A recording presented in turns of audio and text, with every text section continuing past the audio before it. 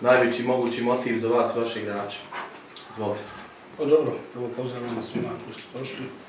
Sigurno da dolazi nam ekipa jako kvalitetna, kao ste rekli, ekipa koja je prva na tabeli, prvaki države. Vidjeli smo je da i kroz kup kad je igrala sa Mariborom se radi o jako kvalitetne ekipe, tako da ovo Zrinsko sve najbolje. I sigurno da mi posle utakmice sa Slavijom, imali smo malo sastanka, razgovarali smo i ova 3 naša poraza vezana, sigurno da svi zajedno želimo ovu utakmicu koju sad igramo pred svojom publikom da pokušamo popraviti, pokušamo ispraviti i puno neke ljepše da situacije donijeti. Svi znamo da imamo ovaj problema oko sastava i da normalno 3 poraza bole, ali svjesni smo svi kroz razgovore, kroz ovaj dio da čekamo tu utakmicu, da pokušamo kvalitetnije odigrati, puno bolje istrčati, puno više se boriti, puno više dati na tom terenu i sigurno vidjet ćemo, ja opet kažem, onoliko koliko daš na terenu, toliko ćeš zaslužiti. Mi moramo puno više dati da bi jednostavno očekivali, jer ovo je preopasna ekipa, jako kvalitetna ekipa koju ne smiješ dati puno prostora i sigurno onaj favorit u ovoj utakmici, to ne možemo bježati od toga, ali kažem, imamo i mi svoje momente, ali sigurno da nas sad ne ide, ali pokušat ćemo to sutrašnju utakmicu da ispravimo i da puno više damo.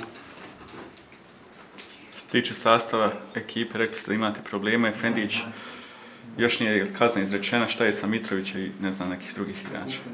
Pa, mi imamo prije problem, znači sa Efendićem već koji treću utakmicu, znači 3 utakmice je dobio i sutra neće imati pravo.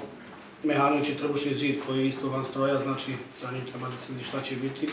Mitrović je u poluvremenu sa Slavijom izašao, imao je problem sa stomakom, zadržan je bio u bolnicu, mislim da je ostao tamo, nije se ni vratio u Tuzlu. Tako da vidjet ćemo, ima još neki igrači koji su bili Džafić, učer Lagano Šparovit je bio. Imamo i drugi momente koji nisu u najboljoj formi, tako da sigurno dosta njih ne igra onako kako bi trebalo da igra i sigurno ćemo morati, što kaže opet, kroz ovaj razgovor, ali malo je vremena, 2 dana ostalo da ovu utakmicu što bolje odradimo, što kvalitetnije, ali svima nama je samo jedna dobra stvar, to da se pokuša utakmica dobiti. Teško je to, dobar protivnik, ali moramo puno više svi dati na terenu, Zrinski, kažem, kvaliteta dobra i ja očekujem da moji igrači, naši igrači puno više daju, jer nismo se zalagali na ovaj zadnji dio utakmice koliko bi trebalo. Mislim da je to osnovni moment i osnovni preduslov za sve da bi se radilo. Mislim da ti jedna ekipa nije toliko kvalitetna ako vi se suprotstavite, ako vi date svoj dio. A nismo svi dali onoliko koliko smo trebali, sigurno da taj dio najviše boli. Ako je neko boli toliko od tebe i da te pobjedi na terenu, onda mu treba puštiti ruku na maksimalno. Ali ova 3 poraza koje smo mi imali, mi nismo zaslužili nijednom da izgubimo po meni, nijednu utakmicu. Za svaku utakmicu možda smo trebali dobiti po bod. Nijedna nas ekipa nije. Najviše mene koji smo imali problem i svaka ekipa koja dolazi ovdje nije toliko nas stvorila koliko Čelik. Čelik je nama stvorio u prvom puno više problema, puno više i on se svidio kao najbolja ekipa, od svih isti smo do sada imali. Ali šta je tu, to je prolazno i valja ove rane što više što kaže izvidati, zaboraviti, a sutra izaći zdrav, oran, napočan, spreman da pokušava napraviti rezultat za nas sve koji bi nas na pauzu što mirnije došli. Zašto, zbog čega nije bilo zalaganja maksimalno zadnjih 2 utakmice? Sad ste rekli da nije to bilo na tom nivou na kojem je trebalo, zbog čega je to tako?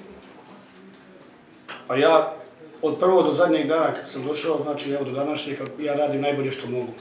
I svaki trening, svaku utakmicu pripremam i svaku sedmicu ono najbolje što mogu i razgovaram. I sve dajem od sebe i odradimo pripremu svaki dio i rotiramo malo igračima, ti dosta momenta gdje tražimo, razgovaramo i uvijek su razgovori.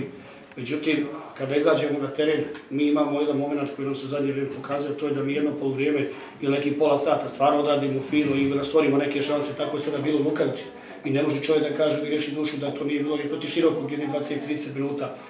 I protiv Olimpika tamo teško smo gubili, ali dobijemo taj neki ružan gol, jednostavno neki momenti, neke psihologije koje ti treba da digneš, da pokažeš, tu nam se proli neke stvari i onda jednostavno zakujemo. Razgovor, ja sam rekao da je ova ekipa puna oscilacija će biti, da je nova ekipa, da meni kod treneru treba vremena zajedno sa njima i da sigurno, ali to nije razlog i da se ne trči, da se puno više ne bori. I tu momente kroz razgovor, zato ćemo mijenjati ekipu, zato ćemo rotirati neke. Sigurno da postaje analiza koju ćemo mi morati prije svega završiti ovu utakmicu. Završiti je, spustiti zavesu i onda sjesti zajedno sa svima i dalje vidjeti koji su to igrači, zašto i sve ostalo. Sad svu priču prebacivati na ovo, na ono, ali svi smo morali puno više dati. ja sam od sebe sve dao maksimalno i ne mogu ja za njih da trčim da se borim na terenu, to moraju oni. Oni su plaćeni, oni imaju svoju platu, oni žive od ovoga, oni su profesionalci i njima je zadatak da tu boju kluba maksimalno ispoštuju sve nas i navijači i sve u klubu. Oni to nisu radili, dosta momenata, sigurno da jako treba normalno svoje dio ću da podnesu svoj izvještaj gdje su oni su morali puno više da dadu na terenu i duži su nam ostali u tim utakmicama. Ajde da reći po to jedno polovrijeme, sigurno. Po to jedno polovrijeme i sad je ta analiza kad se završi pauza, onda treba vidjeti zašto i kako.